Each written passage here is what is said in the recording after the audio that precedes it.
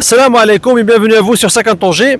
Aujourd'hui c'est une journée spéciale parce que je rencontre une personne spéciale. C'est mon frère Shahid, Nicolas de son prénom français. Un Français converti qui est installé à Tanger depuis à peu près maintenant 3 ans. Un investisseur, un frère, tout ce que vous voulez, quelqu'un de confiance, courageux, qui a fait un grand pas en venant de France jusqu'ici pour s'installer avec ses enfants. Je fais cette interview avec lui pour parler un peu de la hijra. Donc ça c'est un premier point, on va parler de la hijra pour tous ceux qui sont en Europe et qui souhaitent donc venir ici s'installer définitivement comme le frère Shahid l'a fait. On va parler de d'autres choses intéressantes également comme l'investissement au Maroc. Le frère Shahid c'est un investisseur avant tout. Quand il est arrivé ici, comment il m'a rencontré, on va parler de tout ça. Son histoire est inspirante et elle peut vous donner envie de bouger, de sortir de votre zone de confort, d'affronter le lendemain sans avoir peur. Parce que nous en tant que musulmans, on compte sur Allah subhanahu wa ta'ala et on fonce, voilà. Et rien n'est sûr, on sait que rien n'est sûr dans la vie, mais bon, du moment que tu as fait un petit calcul et que tu vois que la chose te convient, il faut y aller vers l'avant. Donc, tout de suite après le générique, on va parler de plusieurs points. Donc, on va parler de la hijra, on va parler de l'investissement, on va parler d'une activité que le frère Shahid souhaite faire prochainement, c'est la conciergerie. Donc s'occuper des logements des MRE comme vous, qui ont des logements à louer ici sur Tanger. Et je chercherai peut-être aussi des partenaires de confiance pour monter des business ici, moi aussi avec lui. Donc plusieurs thèmes intéressants. Tout de suite après le générique, restez-y avec nous.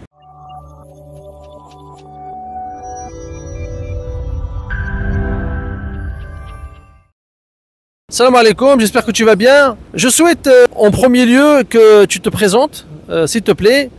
Tu nous dises qui tu es, qu'est-ce que tu fais ici avec nous au Maroc. Tu vas me dire, et toi aussi tu faisais quoi en France?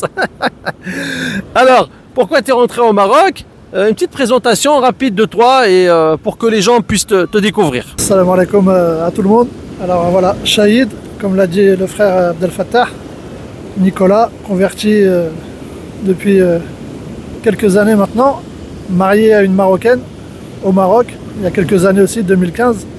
Donc voilà, père de famille, 4 enfants, installé à Tanger, retour dans la ville de mon épouse, surtout retour en terre d'islam pour nous, ce qui était très important. De venir ici au Maroc, c'était une facilité pour les enfants, pour tout le monde, pour la vie de tous les jours. Et puis voilà, on a échangé la pluie, on va dire, de la Bretagne avec le soleil du Maroc.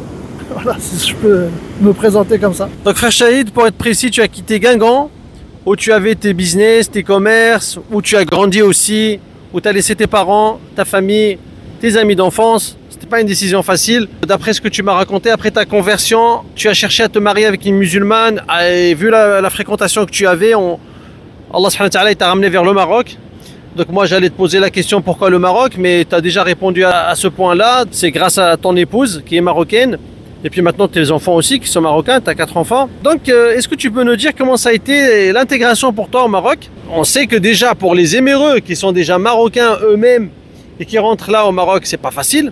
Alors que pour un Français de souche comme toi, comment ça a été l'intégration? Parce que je suppose que c'était pas facile, hein, surtout les premiers jours et surtout avec la langue arabe. Pour être honnête, moi je connais le Maroc depuis 2002. La première fois que je suis venu au Maroc, j'avais 17 ans. Et donc du coup, je venais très régulièrement puisque mes amis à Guingamp sont pour la plupart d'origine marocaine.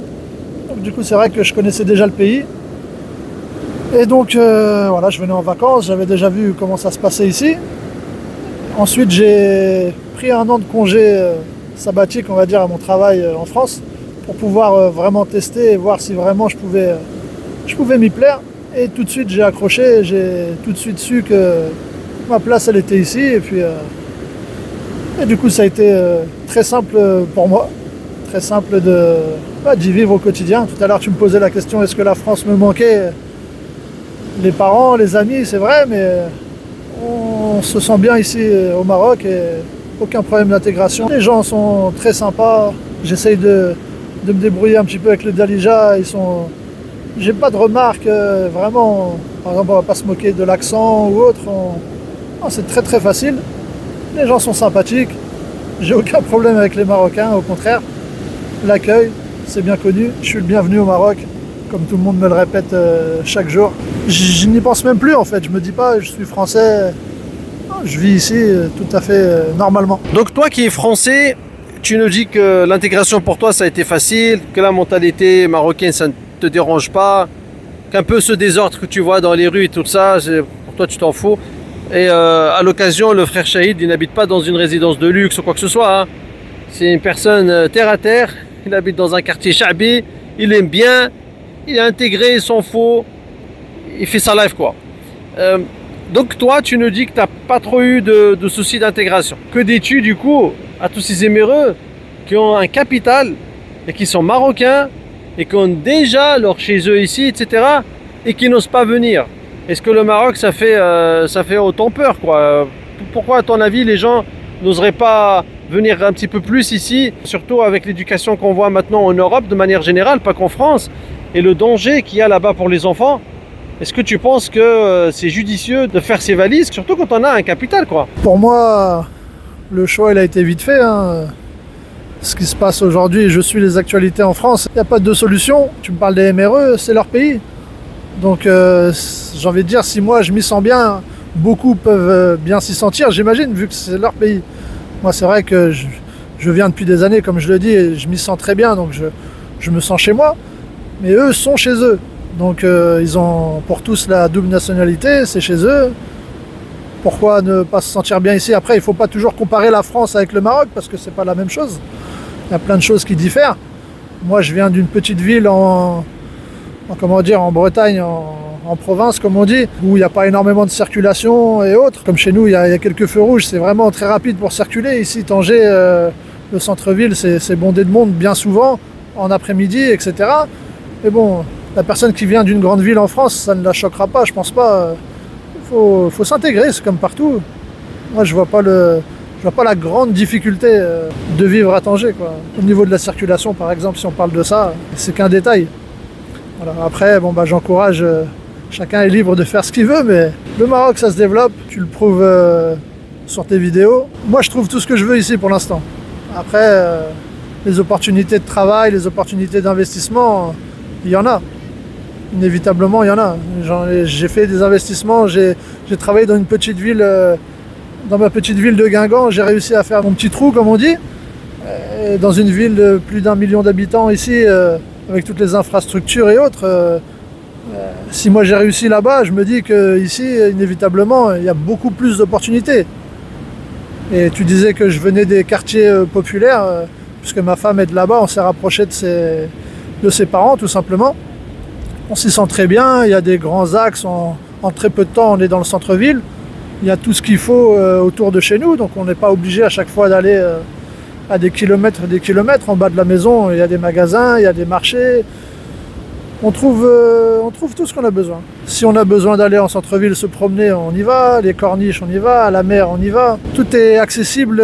Il y a les bus. Moi-même, je prends des bus. Il y a des transports, il y a des taxis. Selon les moyens, moi, comme tu dis tout à l'heure, je vis très simplement. Et moi, je me plais comme ça. C'est l'important. Il y a pour tous les budgets. On peut venir avec des gros montants. On peut venir avec des petits montants aussi.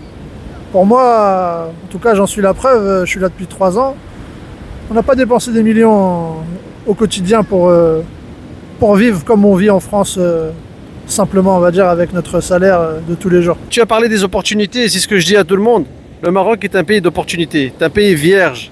Il y a encore plein de choses à faire.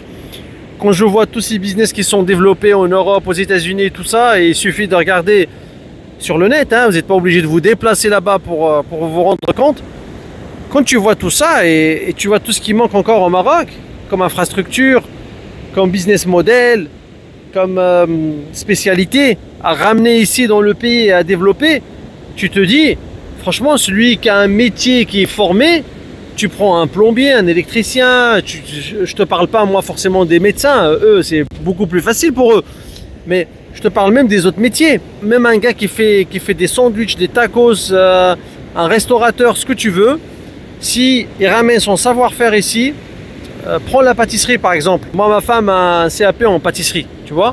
Elle nous fait des pâtisseries à la maison et tout. Quand je sors dehors, je vais dans les boulangeries que je compare, ça n'a rien à voir, c'est pas pareil. Le savoir-faire français, tout ce que tu apprends là-bas à l'école professionnelle, si tu viens ici et tu l'appliques dans ton domaine, tu ne peux que réussir.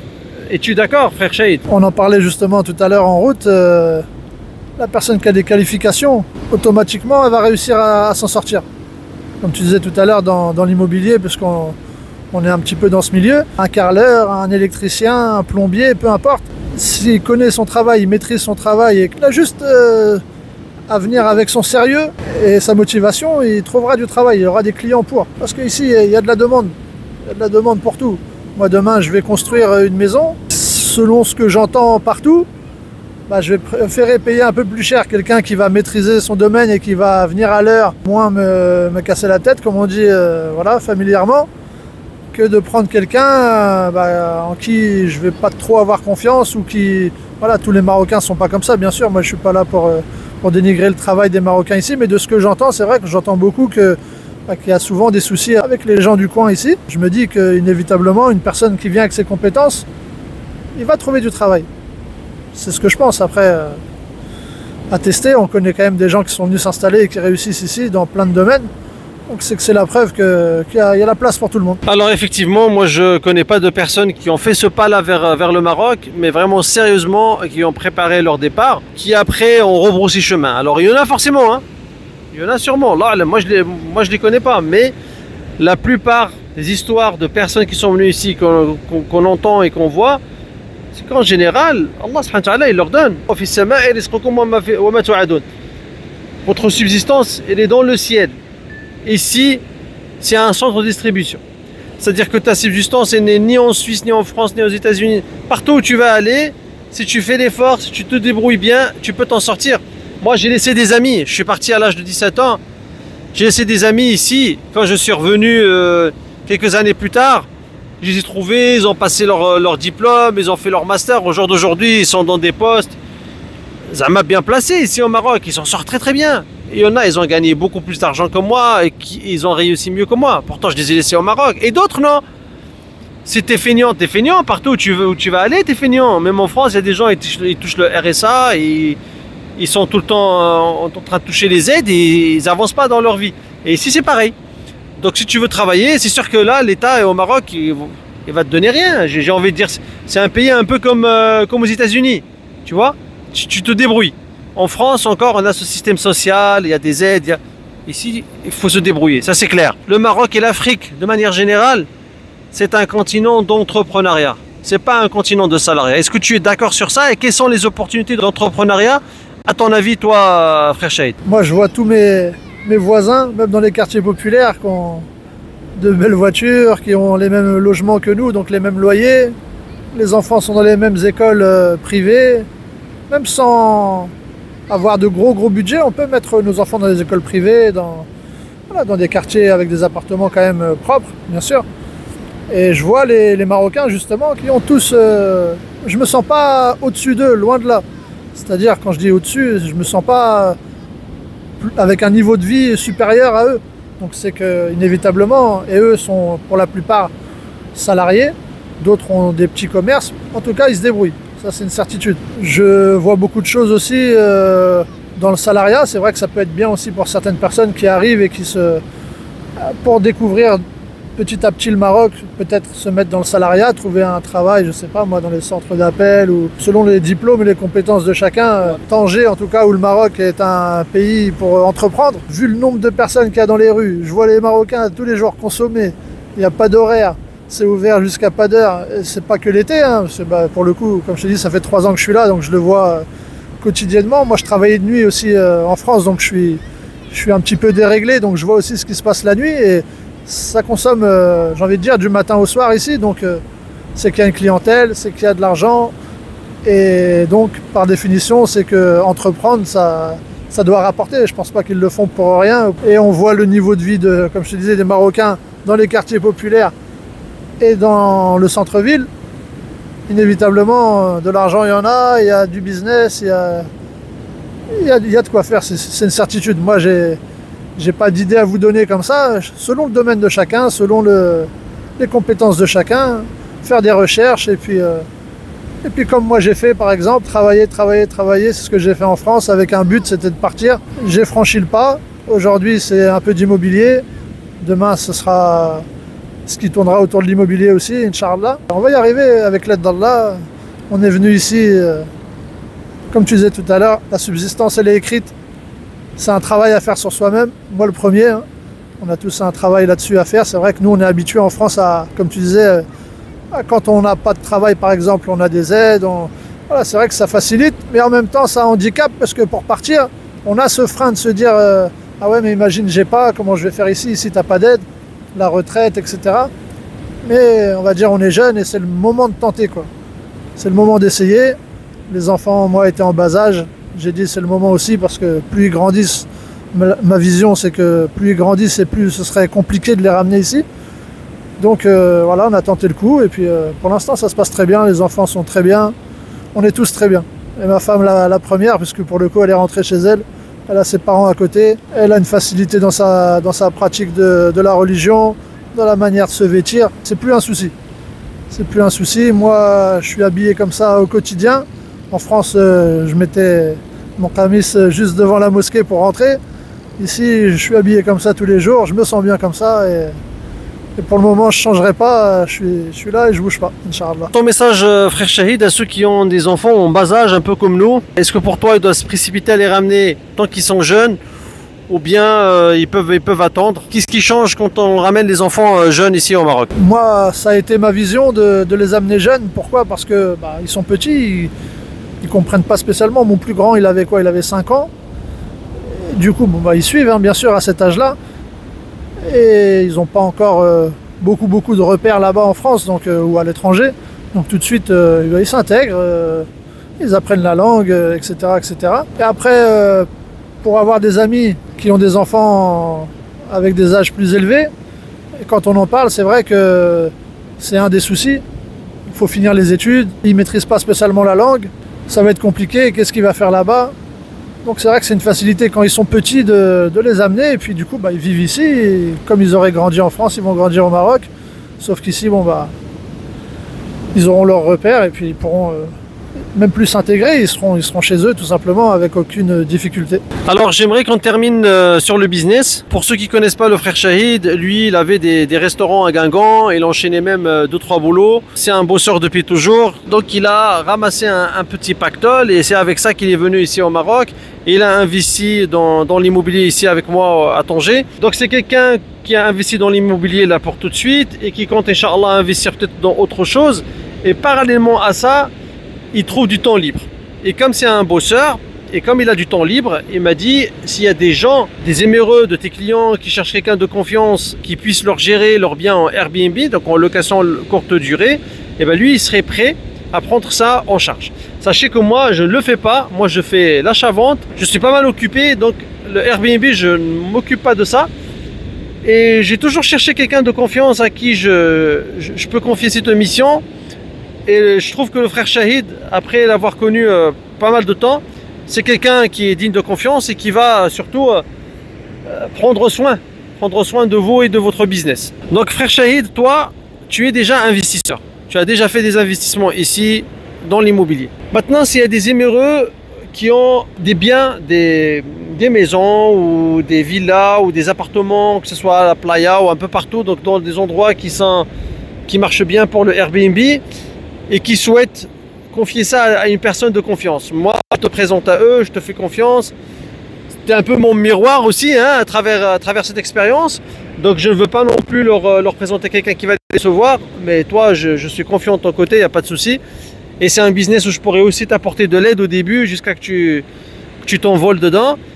Donc lui, c'est pas sa spécialité, mais ça ne demande pas des miracles pour gérer un business en Airbnb. Hein. Vous pouvez mettre un digicode à distance, avoir une caméra de surveillance, avoir une bonne femme de ménage et il faut surtout quelqu'un qui s'occupe de tout ça en toute sécurité pour pas vous faire voler et surtout quand vous faites des locations hors plateforme des fois parce que ça arrive que quelqu'un reste quelques jours de plus et s'arrange avec vous et que quelqu'un de confiance puisse vous gérer ça.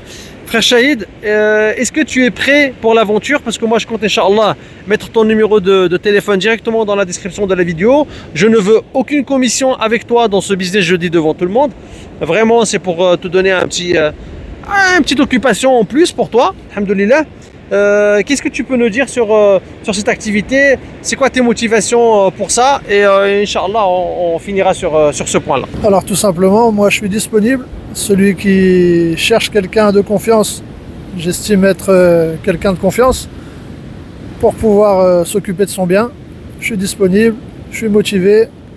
Les entrées, les sorties, le ménage, ça va devenir quelque chose que je vais faire pour moi-même, puisque du coup je vais construire, faire des appartements et m'en occuper aussi en Airbnb, en courte durée. Et donc du coup, voilà, l'idée c'est de me professionnaliser aussi dans ce domaine. Comme tu disais, il n'y a pas besoin voilà, de grande qualité, si ce n'est bien nettoyer le logement, bien accueillir les personnes, ça me pose pas de problème, dans le sens où j'ai le contact client, j'ai été dans le commerce, voilà, ça ne m'effraie pas, comme on dit, au contraire, ça me motive, j'aimerais pouvoir me spécialiser aussi là-dedans. Et puis voilà, tout simplement. Hein. Voilà, le frère Chahid, c'est quelqu'un de très humble.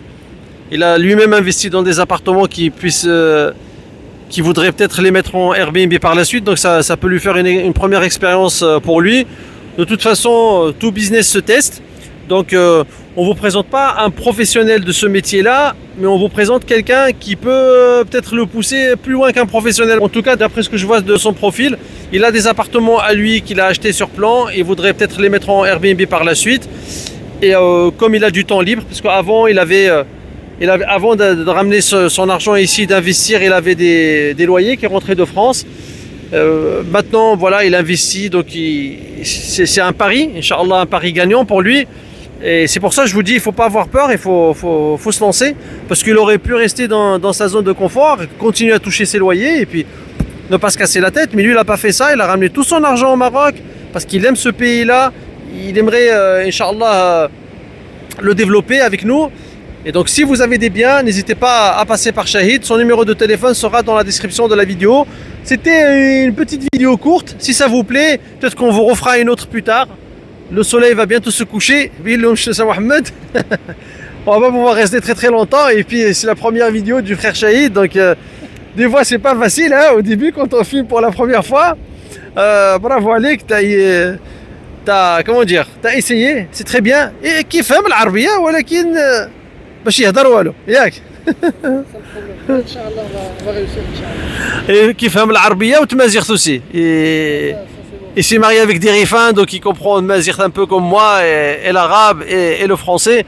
Un mot de la fin, frère Chahid, et puis on termine la vidéo tout simplement. Le mot de la fin, bah, du coup, je te remercie énormément, Abdel Fattah, barakallahu fik, pour ta présence, pour tes conseils, et puis un petit mot pour tous ceux qui veulent venir s'installer sur Tanger ou autres. Foncez, placez votre confiance en Allah, et puis il n'y a pas de raison que ça ne réussisse pas. Comme on dit, le soleil brille pour tout le monde, c'est ça. Donc Inch'Allah, ça va le faire pour vous aussi. Et puis du coup, bah, n'hésitez pas à me contacter si vous avez des biens à gérer en Airbnb. Voilà, vous avez mon numéro dans la vidéo. Voilà. Salam alaikum. Merci à tous de nous avoir suivis jusqu'à la fin. C'était une petite vidéo sortie avec le frère Chahid. Peut-être une prochaine fois avec quelqu'un d'autre. Si ce format de vidéo vous plaît, n'hésitez pas à nous le dire dans la partie commentaires. N'hésitez pas à vous abonner, à partager et puis à bientôt sur 50 Tanger. Salam alaikum.